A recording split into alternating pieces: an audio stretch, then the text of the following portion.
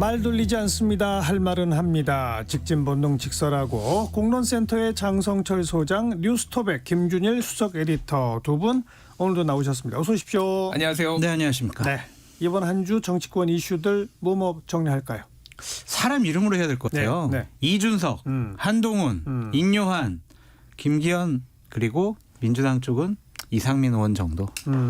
이게 논란의 당사자들이었습니다. 네, 김준일 에디터는? 뭐 큰 틀에서 저 정도 하면 뭐 시간도 부족할 것 같은데 저는 뭐 윤석열 대통령이 지금 아예 사라졌다. 이게 오히려 눈에 띄더라고요. 앞에 가셔서 국익을 위해서 활동하셨잖아요. 그러니까 국익을 가서 갔는데 네. 아무런 기사화가 안 되고 있다. 요즘 뉴스의 중심에 서 있지가 않아요. 기사 윤석열 많이 대통령. 나왔어요. KBS 9시 뉴스에서는 항상 그거를 맨 첫 번째 꼭지로 했어요. 왜 KBS 안 보세요? KBS 잘 안 보게 되더라고요. 왜요? 정말 모르겠습니다. 그러니까 바빠서 그때 바빠서 그러고 뭐 그거와 관련해서는 윤석열 대통령 장모 최은순 씨가 대법원 확정 판결 받은 거 이게 개인의 문제가 아니라 예. 뭐 김건희 특검 등등해서 좀 이제 더 야당이 좀 기세를 올리는 뭐 그런 정치와 관련돼서 좀 주목이 되더라고요. 네, 이준석, 한동훈, 인요한, 뭐 김기현 뭐 이런 순서로 말씀하셨는데 아무래도 그 인요한, 김기현 얘기부터 먼저 하고 그 다음에 이준석, 한동훈 이렇게 가는 게 좋을 것 같아요. 네.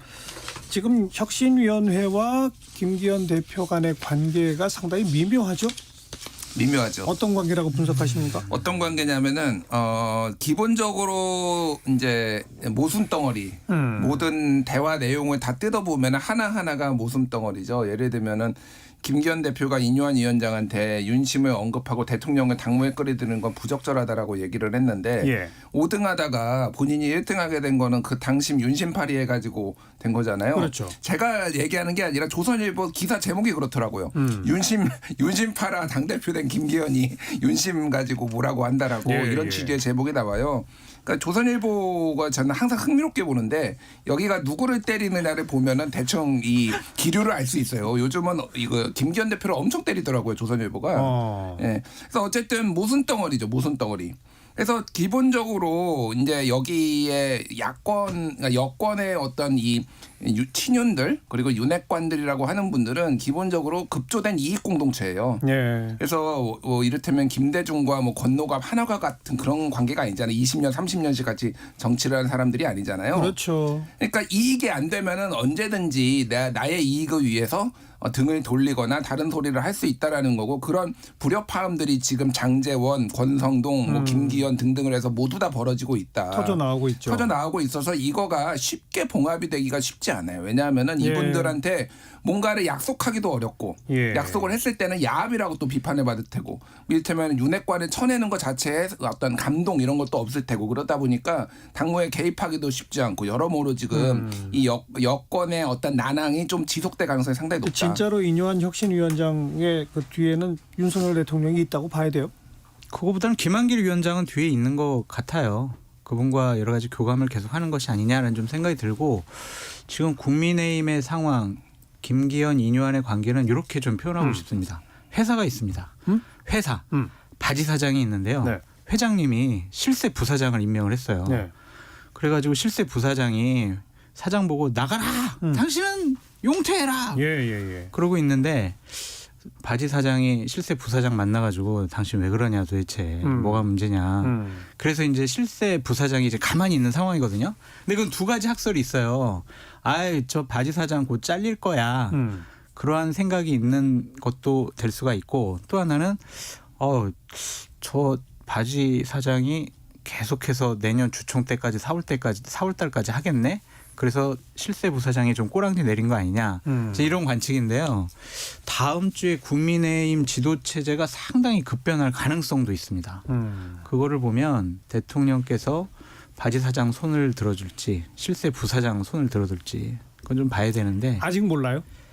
그러니까 제가 계속 얘기 듣기로는 김기현 당 대표가 거치에 대해서 좀 다음 주 초에 언급을 할 가능성이 높다라는 관측이 많더라고요. 계속. 그 얘기는 윤 대통령이 실세 부사장 인요한 쪽 손을 들어주고 네.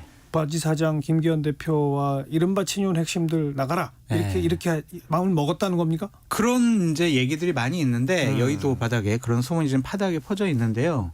그거는 좀 오늘 대통령께서 어젯밤에 귀국하셨잖아요. 그래서 오늘 상황 어떻게 정리하는지 좀 봐야 될 것 같습니다. 내일 또 출국하잖아요, 근데. 네. 그러니까 오늘 정리 어떻게 하시는지 봐야 될 것 같습니다. 네. 아니 언급한 것처럼 참 이준석 대표 체제를 강제로 물러나게 하고 어렵게 2등, 3등, 4등 다 못하게 하고 김기현 대표 체제를 만들었잖아요. 이른바 윤핵관 세력들이. 근데 이제 그렇게 어렵게 만들어 놓고서는 다 나가라 다시. 네. 왜 그러는 거예요? 그러니까 주류 교체죠.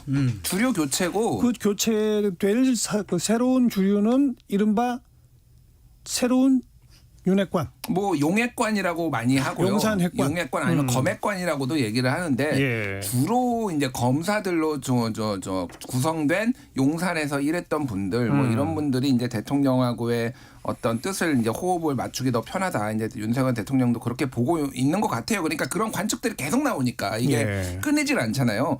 그러니까 제가 아까 전에 말씀드렸듯이 자, 그러니까 쉽게 얘기를 하면은 그 최근에 조혜진 의원도 라디오에 나와가지고 그 얘기를 했어요. 지금 갑자기 중진들 물러나라고 하면은 이거는 이분들은 인생을 새로 설계하는 거다. 무슨 얘기냐면 이분들이 수도권에 나오거나 그래가지고 갑자기 뭐 당선될 가능성도 높지 않고 그럼 사실상 정계 은퇴를 해야 되는데 예. 이런 급변하는 이런 상황을 며칠 만에 지금 정리하고 결단하라고 하는 게 말이 되냐 이런 취지의 얘기를 했거든요. 조혜진 의원. 충분히 저는 그분들의 입장에서 생각을 해보면은 이게 신용거래가 안 되는 거예요. 그러니까 이준석 대표가 뭐 뒤에 얘기했지만 계속 얘기를 하는 게 윤석열 대통령이랑 이미 신용거래 끝났다는 거잖아요.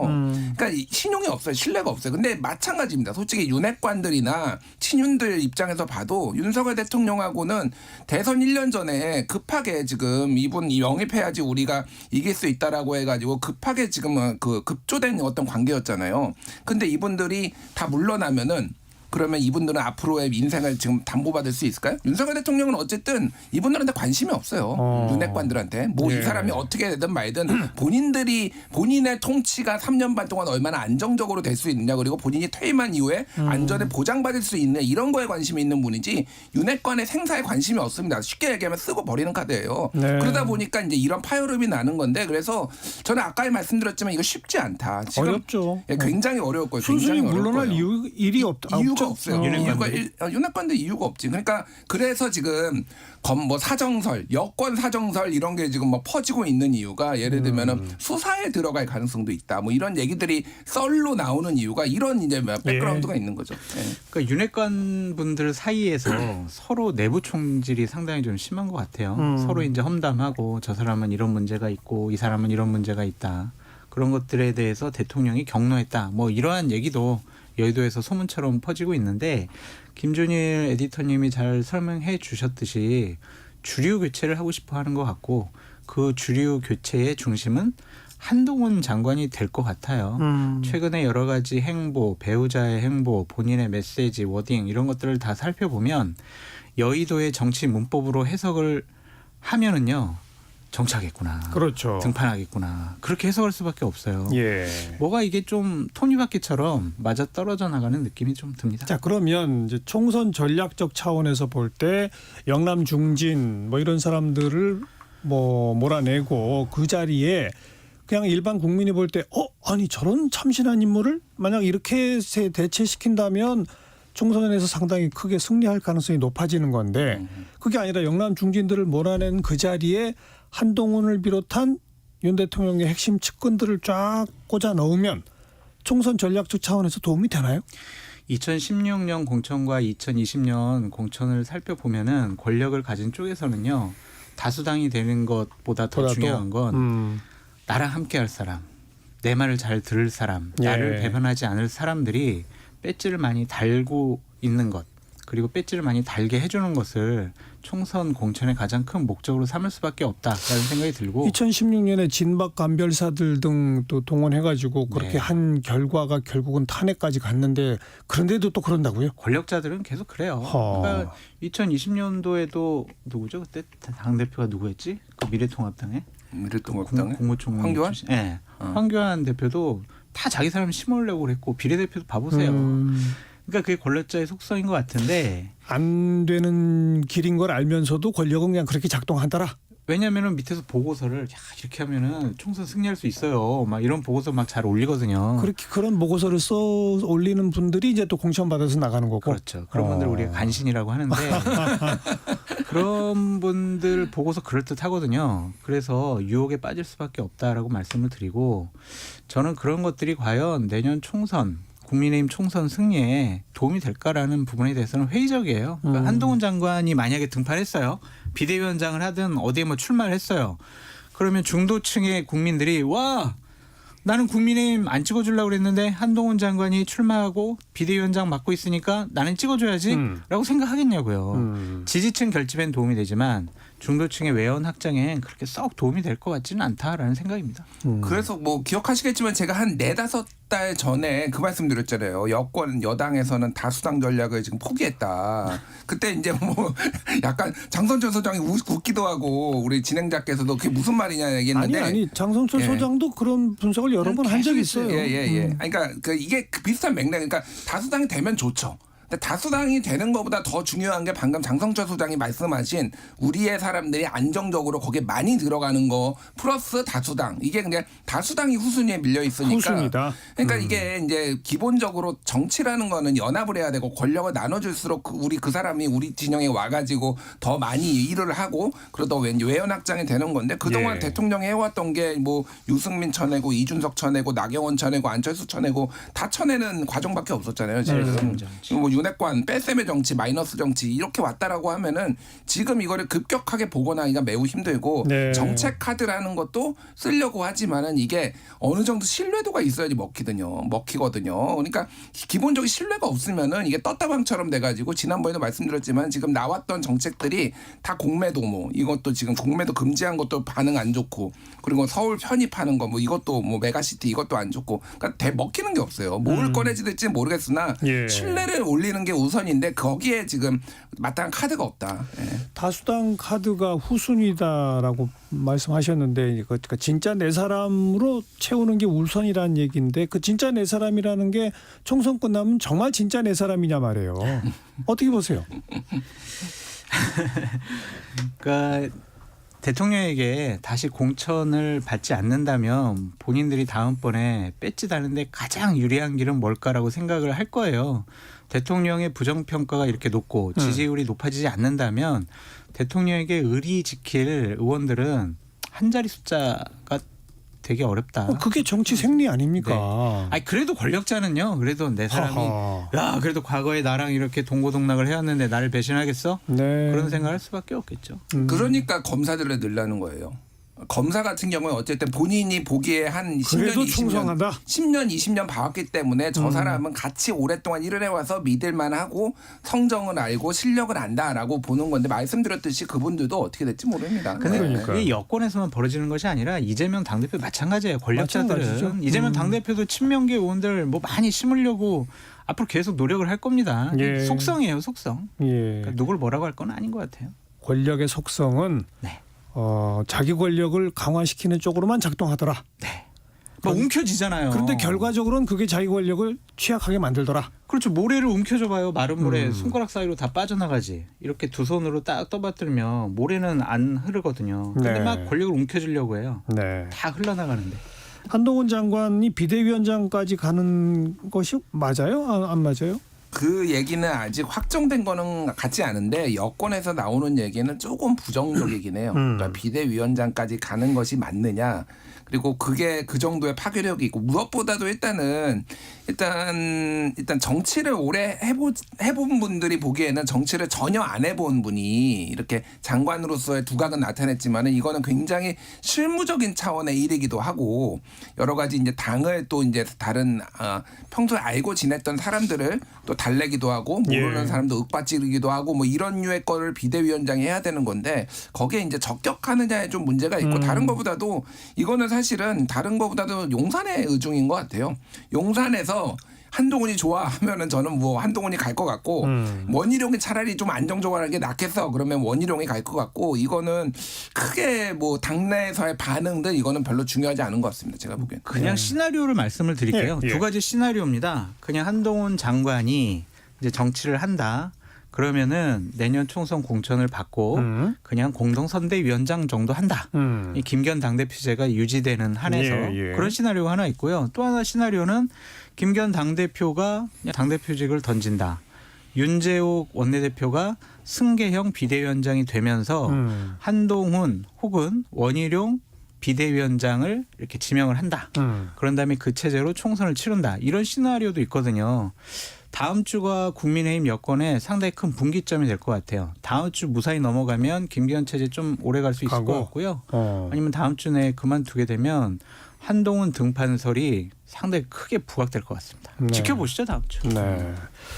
어제 우리 유인태 전 사무총장 이 자리에 나오셨었는데 네. 한동훈 장관에 대해서 그런 표현을 쓰시더라고요. 처음 장관 할 때만 해도 상당히 좀 참신한 이미지 같은 것들을 국민들한테 주었다면 계속 싸움닭 역할을 해가지고 뭐 일단 우리 국회의원들을 우리 국민들이 별로 안 좋아하니까 장관이 국회의원 앞에 가서 막 소리 지르고 하면은 일단 기분 좋아한다. 네. 국민들이. 근데 그게 계속 되풀이되고 사사건건 하니까 이제는 이른바 중도 확장성을 완전히 상실했다. 이런 표현을 쓰시던데 동의하세요? 동의해요. 지지층에는 절대적인 환호를 받고 그러니까요. 있더라고요. 그러니까 한동훈 장관이 아니 와. 대구 가서 사인하느라고 기차를 3시간 늦게 탔다는 거 아닙니까? 그러니까요. 그런 것들을 이제 정치하겠다라는 하나의 시그널이라고 볼 수밖에 없죠. 그러니까 한동훈 장관이 이게 참 복잡 미묘한 상황인 것 같은데 대통령의 측근이고 여권의 2인자라고 통칭이 되잖아요. 예. 그런 분이 어떠한 역할을 하더라도 중도층을 견인해내려면 권력자를 치받아야 돼요. 권력자에 대해서 잘못되어 가는 길 있으면은 예, 예. 그거 이렇게 바로잡아야 되고 그러면은 중도층이 환호하는 거죠. 근데 한동훈 장관이 윤 대통령을 들이받는다고요? 아니요, 이제 그러지 않았잖아요. 지금까지 예. 뭐 여러 가지 뭐 김건희 여사나 장모 수사나 뭐 판정에 대해서 되게 좀 옹호하는 그런 발언을 많이 했기 때문에 이분이 중도층으로 외연 확장할 수 있다라고 보기에는 어렵죠. 어려워요. 그러니까 그냥 역사가 보여줘요. 사실은 2인자가 딱 성공한 사례는 특히 이제 보수 정당에서 성공한 사례는 전두환 노태우밖에 없습니다. 그리고 또 노태우도 사실은 굉장히 야권 분열에 의해서 좀 어부지리로 당선된 측면도 있고 사실은 그리고, 전두환 그리고 6.29 선언 즉 호헌을 장담한 그렇죠. 전두환을 들이받으면서 된 거 아닙니까? 예, 그러니까 선을 그으면서 민주화의 어떤 뭐 그런 것들을 이제 열망을 수용하면서 됐던 거고 자 노태우 다음에 김영삼이 들이받았어요 노태우 그리고 김영삼 다음에 이제 대통령은 못했지만 이회창 역시 김영삼 들이받았습니다. 예. 그리고 그 이후에 이제 이명박과 박근혜도 야, 이거 완전 차별화된 거잖아요. 그러니까 이게 2인자가 제대로 이제 성공을 하려면은 그러니까 뭐 푸들이 되면 안 되는 거죠. 근데 지금 그냥 좀 젊고 잘생긴 윤석열 느낌이에요. 한동훈은 조금 더 젊고 잘생기고 말 좀 따박따박 잘하는 한동훈 느낌이에요. 왜냐하면은 그냥 한동훈의 전략은 윤석열 대통령의 그 검찰총장 전략하고 다른 게 없어요. 근데 그때는 탄압을 받는 이미지였잖아요. 근데 지금은 그런 느낌이 아니에요. 그러니까 말씀하셨다시피 유인태 사무총장이 정확하게 보셨는데 굉장히 피로도가 좀 쌓여있다. 중도층에서는. 그래서 저는 중도 확장성이 매우 제한적일 것이다. 알겠습니다. 네. 다음 주에 어떤 시나리오로 가시화될지 좀 지켜보도록 하고요. 1시 35분 향해 가네요. 잠깐 교통정보 전해드리고 토론 이어갑니다. 임초희 리포터. 네, 이 시각 교통정보입니다. 경부고속도로 서울 방향으로 교통량이 빠르게 늘고 있습니다. 먼저 남청주 부근에서 남이분기점 쪽으로 밀리고요. 청주에서 청주휴게소 쪽으로 17km 구간 막힙니다. 또 입장 휴게소에서 안성휴게소 사이도 긴 구간 막히고 있습니다. 이후 수원 부근과 양재에서 반포나들목까지 각각 제속도 못 내고요. 중부고속도로 하남 방향 남이분기점에서 서청주 부근까지 밀립니다. 증평 부근에서 교통량 늘었고요. 더 가서 일죽 부근에서 모가까지는 14km가량 어렵습니다. 서울 양양고속도로 서울 쪽 서종 부근에서 화도까지는 11km 구간 정체고요. 서울 시내 강변북로 구리 방향은 월드컵대교에서 반포대교까지 정체입니다. 이 사이 한강대교 부근 4차로에서는 작업 중이고요. 내부순환도로 성산 방향으로도 홍지문 터널 부근에서 작업 중이라 기름부터 정체가 심합니다. KBS 교통정보센터에서 임초희였습니다.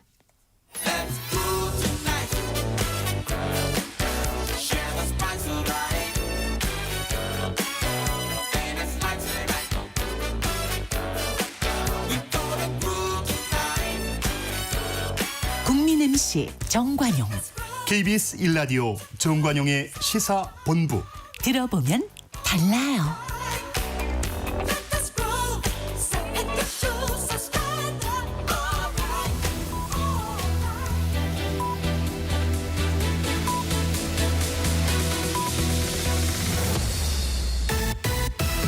직진 본능, 직설하고 고고고.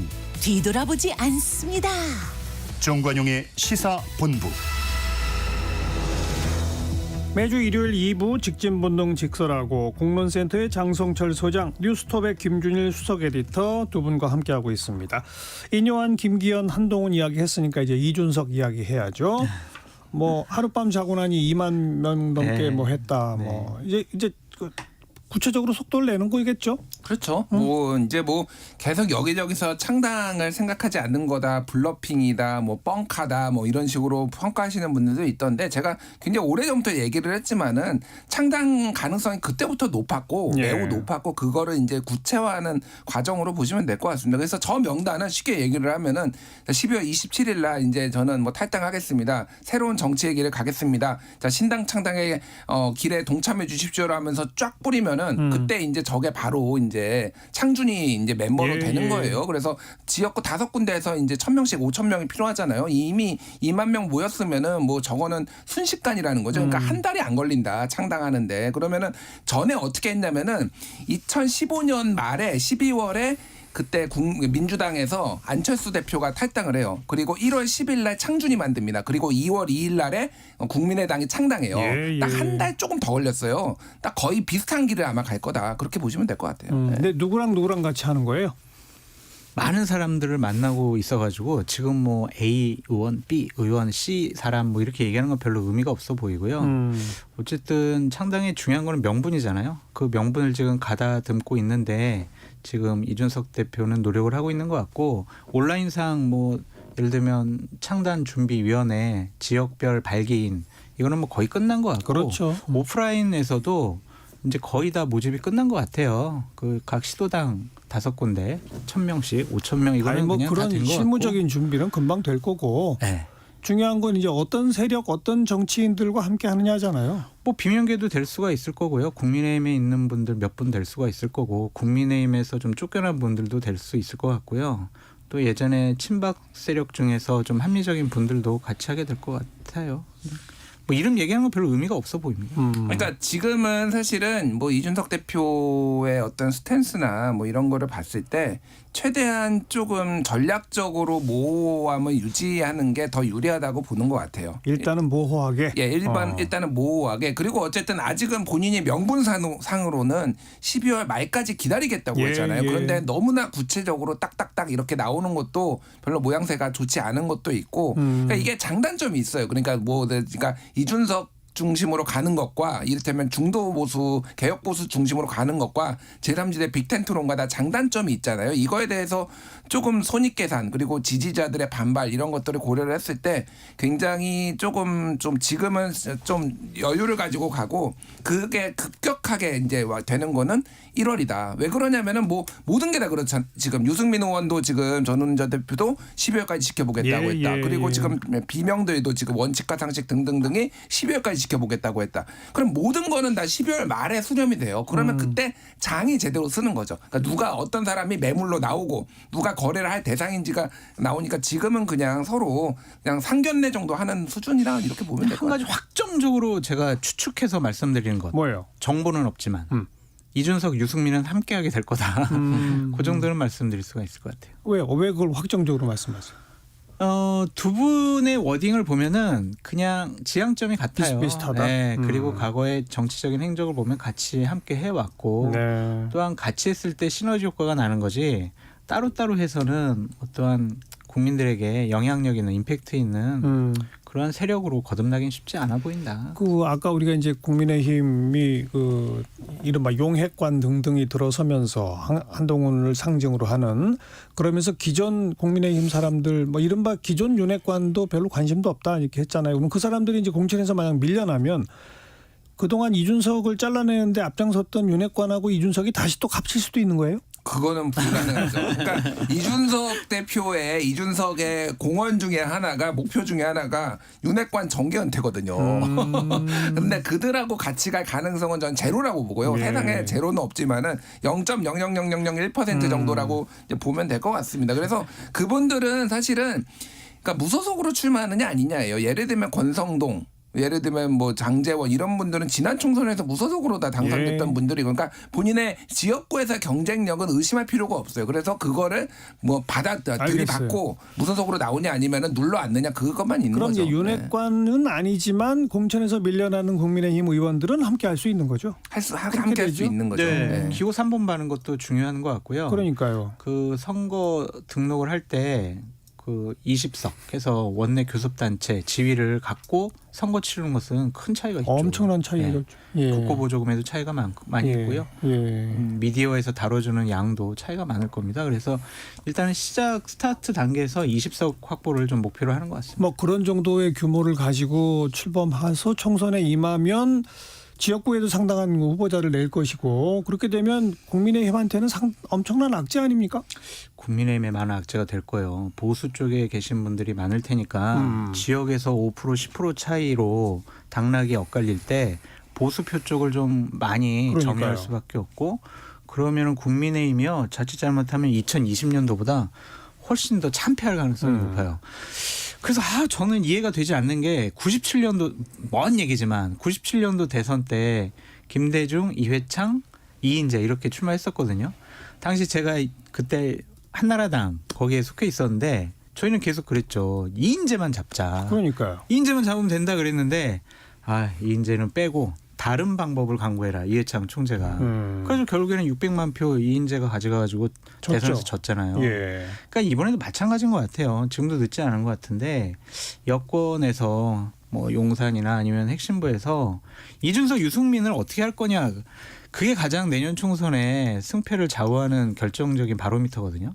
근데 그거는 빼놓고 다른 것들을 하려고 하다 보니까 좀 힘겨워 보인다라는 생각이 듭니다. 근데 저는 개인적으로는 그 이제 총선 전에 20석 교섭단체를 구성하는 거는 굉장히 회의적으로 보고 있어요. 거기까지는 좀 어렵다. 거기까지는 예. 어렵고 진짜 맥시멈으로 다 끌어모으면은 10석 정도 될 텐데, 왜 그러냐면은 여기에서 이름이 언급되는 분들의 상당수는 그러니까 비례 의원들이 좀 있어요. 근데 비례 의원은 탈당을 하면 의원직을 상실을 하잖아요. 그러니까 이게 여기에 이제 바로 의석수로 이제 계산하기 정말 전직 의원들이 되는 거겠죠. 그래서 교섭단체까지는 어려울 것 같고, 비명계가 얼마나 합류하느냐. 만약에 뭐 제3지대 빅텐트론까지 이제 가면은 그게 가능한데, 근데 비명계가 많이 합류하면은 사실은 국민의힘 입장에서는 영남에서는 좀 어려울 수 있지만 수도권에서는 3자 구도가 되면은 의외로 또 어부지리를 얻을 가능성도 있어요. 비명계가 이준석 전 대표와 함께 할까요? 저는 소수는 함께 할 수도 있다고 봅니다. 소수. 아주 다수는 아니고요. 이상민 의원 같은 경우? 이상민 의원은 저는 가능성이 상당히 높다고 봐요. 개인적으로는. 이거는 뭐 여쭤보지는 않았지만은 예. 그분은 뭐 국민의힘도 갈 수 있다 이런 얘기를 한 건데, 이거는 국민의힘을 가겠다라는 게 아니라 일종의 매드맨 전략이죠. 나는 무슨 짓이든 할 수 있어라는 거였을 때는 저는 이준석하고 같이 가는 게 불가능하지 않다라고 보고, 한 명이 이렇게 가면은요 그 다음부터는 사실 좀 더 쉬워집니다. 그러니까 처음이 이제 허들이 높은 건데, 몇 명은 저는 민주당 계열에서도 합류를 하는데 그렇게 대규모로 갈 것 같진 않아요. 예. 네.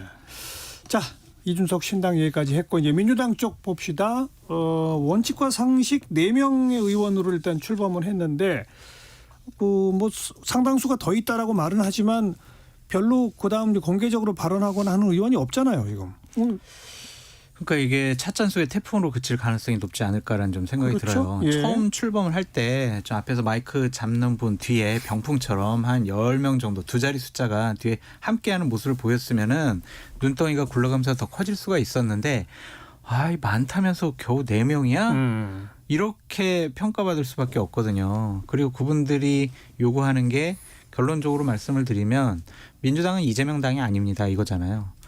그런데 이재명 당대표에게 좀 잘 보여가지고 내년 총선에서 공천받으려고 하는 분들이 대다수인데, 저분들이 이재명 당대표를 공격하는 것에 대해서도 많은 의원들이 좀 부담스러워해서 새를 불려나가기가 쉬워 보이지는 않는다. 그렇게 전망이 됩니다. 우리 지난 봄, 여름 때까지만 해도 이재명 대표 입장에서도 총선에서 승리해야 되기 때문에 아마 10월이나 겨울쯤 되면 스스로 결단해서 네. 물러나고 비대위원장 네. 체제로 가고 뭐 이렇게 총선을 치를 가능성이 네. 굉장히 크다 이런 분석했었잖아요. 계속했었죠. 근데 그런 가능성이 점점 줄어들어가고 있는 것 같아요. 줄어드는 것 같아요. 어쨌든 윤석열 대통령에 대한 부정평가가 높고 각종 여론조사를 보면 정권 견제론이 높단 말이에요. 그러면은 그 정권 견제론의 수혜를 받는 정당은 민주당이 될 수밖에 없다. 그런 점에서 이재명 당대표는 아니 선거 이길 건데 내가 왜 그만둬? 왜 비대위를 구성해야지? 그냥 뭐 선대위원장 적당한 분 모셔다 놓고 나는 그냥 선거 치르러 지원 유세하러 다니면 되지. 나는 당대표직 그만두지 않겠어. 라는 의지가 강한 것 같다. 라는 얘기도 있고 네. 또 다른 쪽에서는 그래도 아직도 가능성은 남아 있다. 그렇게 또 얘기를 하시더라고요. 제가 또 지난주에 친명계 핵심 의원 만났더니 언제쯤 비대위를 구성하고 이재명 당대표가 그만두는 게 나을까? 그 아이디어 있으면 좀 얘기 좀 해줘봐. 뭐 이런 얘기를 하시더라고요. 그래서 이게 맞나라는 좀 생각이 드는데 어쨌든 그런 얘기를 하는 걸 보면 총선 승리를 위해서는 여러 가지 방안을 지금 강구하고 있다. 그래서 여론의 흐름을 보고 결정할 것 같다라는 생각도 듭니다. 지금 민주당 주류 이제 지도부를 포함해서 주류의 분위기는 그냥 쉽게 얘기하면 침대 축구 하고 있습니다. 침대 정치. 이대로 가라. 침대 정치. 그러니까 시간과 얘기 뭐 특별히 안 해도 저쪽에서 계속 지금 자기들끼리 자살골 넣어가지고 한 0대5로 벌어진 이런 상황인데 우리가 뭘 굳이 해야 돼? 일단은 조금 시간 좀 벌자. 그러니까 아무것도 안 하잖아요. 그러니까 한 게 탄핵 추진하고 요거밖에 없어요. 최근에 보면 뭐를 하는 게 별로 없습니다. 뭐 내부의 쇄신 이런 것도 굳이 안 해도 굳이 불리하지 않다라는 건데 결국은 이제 여기 한쪽에서는 너무 시끄럽게 파괴적으로 뭔가 막 벌어지고 있고 한쪽에서는 너무 조용한 게 이게 결과적으로 상당히 민주당한테 안 좋아지게 될 수도 있어요. 그래서 결국은 뭔가를 우리가 희생한다, 혁신한다 이런 게 어느 정도는 이재명 대표가 물러나지 않는 선에서 뭔가 나올 가능성이 상당히 높습니다. 그래서 선거법 협상이라든지 이런 거에서 조금 어떤 태도 변화 이런 게 있을 가능성도 배제할 수 없을 것 같아요. 지금 선거법 협상에서 제일 중요한 건 연동형 비례대표로 현재 되어 있는 걸 다시 과거처럼 병립형으로 돌아갈 거냐 네. 하는 거고 국민의힘은 공개적으로 병립형으로 맞아요. 돌아가자라고 주장하고 있는데 네. 민주당이 아직 결론을 못 내리고 있는 거 아니겠습니까? 결론을 못 내리는데 이게 예전하고 다르는 게 예를 들면 예전에 병립형에서 연동형으로 가는 것과 연동형에서 병립형으로 가는 거는 하늘과 땅 차이예요. 뭐냐면은 지금은 병립형으로 가게 되면은 가려고 하면은 법을 바꿔야 되잖아요. 그러니까요. 통과를 해야 되고 여기에 여론의 주목도가 굉장히 높아요. 가만히 있으면은 그냥 주목을 안 받습니다. 그리고 뭐 그렇게 하나 보다 그러는데 이게 엄청나게 지금 당내에서도 지금 한 40명 정도가 지금 이거를 다시 병립형으로 가면 안 된다라고 이탄 의원을 중심으로 해가지고 그렇게 얘기를 하고 있고 예. 김상희 부의장 국회 부의장 같은 경우에는 지금 위성정당 방지법을 여러 개가 발의되어 있는 거예요. 종합해가지고 자기가 새로 발의한다라는 거예요. 그런 정도로 꽤 중진들이나 무게감이 있는 분들도 이거를 이렇게 하면 안 된다라는 거거든요. 그러면 이재명 대표 입장에서는 굉장히 힘들죠. 사실 힘들죠. 뭔가를 법을 새로 발의해가지고 바꾸는 거가 그래서 어쨌든 거기에 포장을 해. 그럼 김대중 노무현 정신을 내가 계승해가지고 다당제의 꿈 그리고 이런 뭐 이제 다양한 정치 세력과 연합하는 이거를 계승자로서 내가 해보겠습니다. 이렇게 나올 가능성이 조금씩 높아지고 있다 지금. 그래요? 그러니까 연동형으로 그냥 갈 가능성이 더 크다는 거잖아요. 아직은 모르는데요.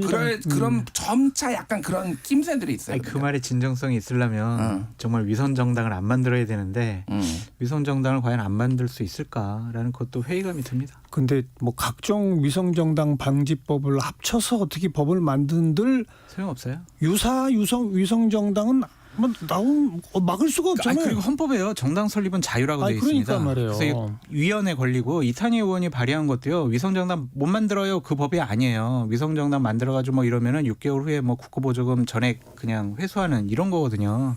그러니까 위성정당 만들어서 총선 임했다가 합당하면 네. 국고보조금 뺏는다 뭐 네. 이거잖아요. 반으로 삭감한다 주는 거에. 그러니까 그런 우리가 요거는 좀 명확할 필요가 있는데. 자, 위성정당하고 형제 자매 정당은 다릅니다. 그러니까요. 예, 그러니까 위성정당은 우리가 그러니까 비례 후보를 한 명도 안 내고 의원을 꿔줘가지고 저기를 상단에 올려가지고 이렇게 만드는 건데 그래가지고 그런 거 같은 경우에는 이를테면 지역구에 50% 이상 후보를 낸 정당은 무조건 비례를 내야 된다라는 게 민영배 의원 법안도 있고 그런 식으로 약화시킬 수 있는 것들은 굉장히 많이 있어요. 그래서 어찌됐든 그거는 의지의 문제인 것 같습니다. 그거는. 형제 자매당으로 지금 조국, 송영길 등등이 거론되는데 조성주. 예.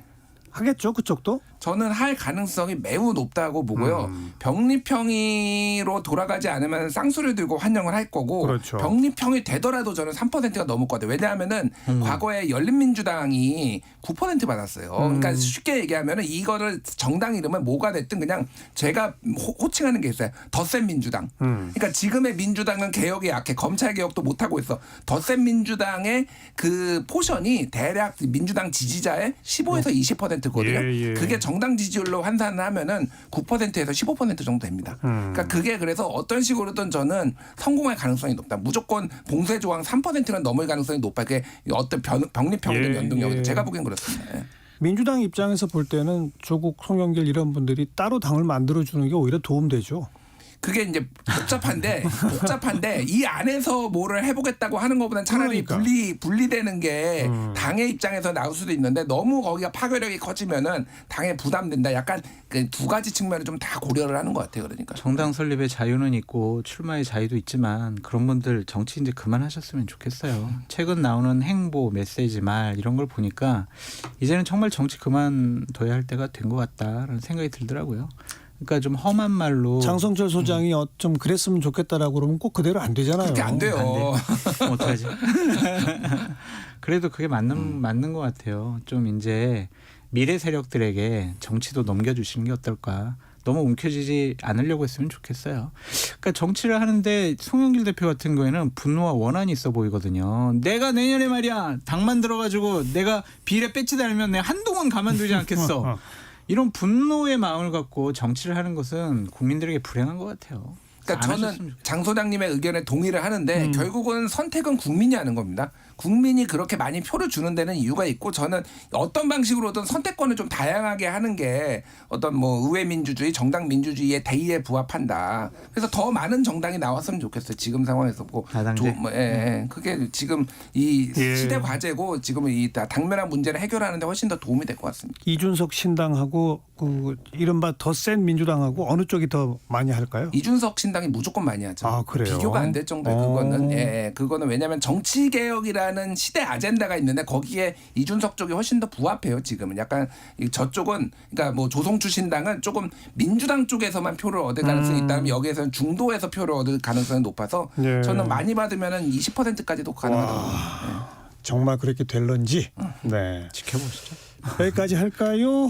매주 일요일 2부 직진본능 직설하고 뉴스톱의 김준일 수석 에디터, 공론센터의 장성철 소장 두 분 수고하셨습니다. 고맙습니다. 감사합니다. 네. 추가열이 부르는 나 같은 건 없는